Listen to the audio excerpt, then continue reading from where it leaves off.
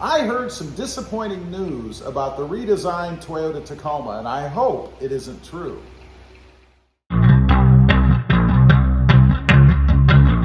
Well, good afternoon, everybody, and welcome back to Robmotive.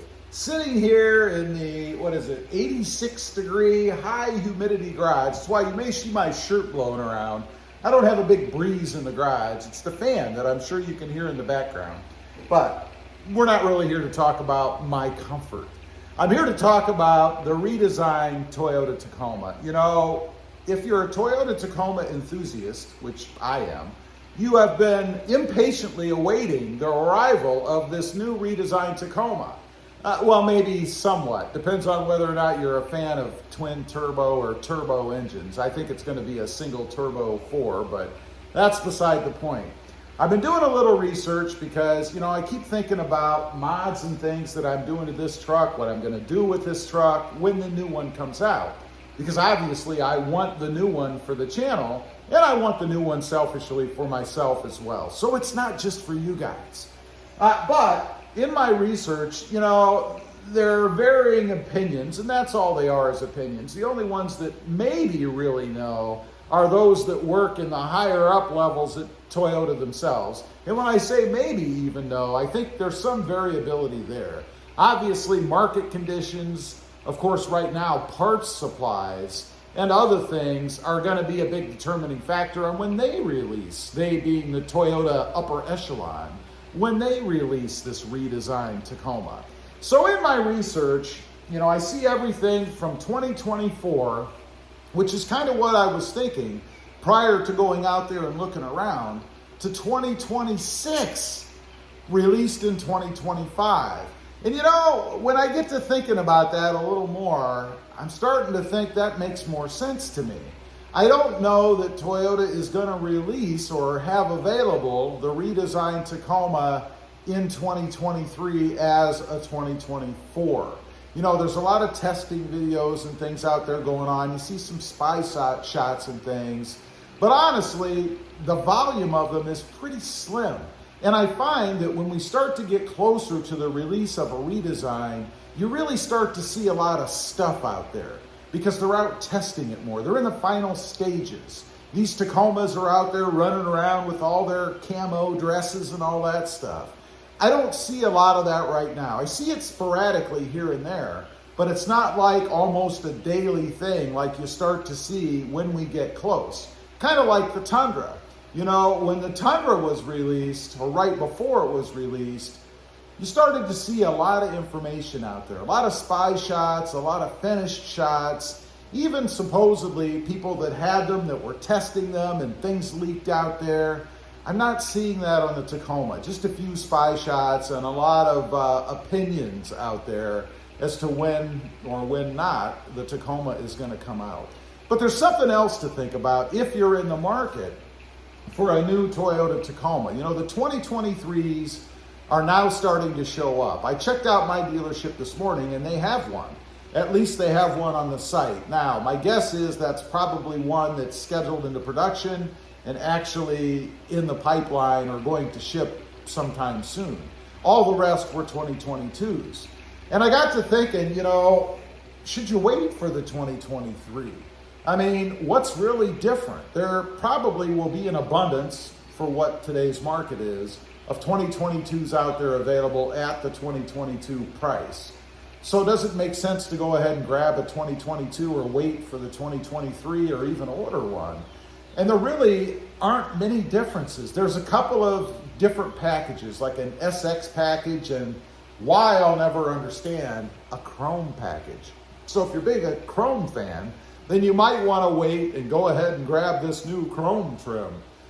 But that's really it. There's really nothing else, some colors maybe, that Toyota is doing with the 2023. Matter of fact, for me, I have to say, over the last several years, it's probably one of the most disappointing new model years that's coming out for changes. I mean, if you're into changes and things and you want to see some improvements maybe, like that transmission that everybody complains about, I don't think you're going to get it. I don't think it's going to be any different. Matter of fact, I know it isn't. All we're going to have is a couple of trims and some colors. And the trims, I mean, who cares? A chrome package? Again, I guess if you're really into the chrome bits, maybe that would turn you on. I don't know, but it doesn't do anything for me, and it certainly wouldn't be a reason for me to buy a 2023. That's almost a slap in the face for somebody like me, right?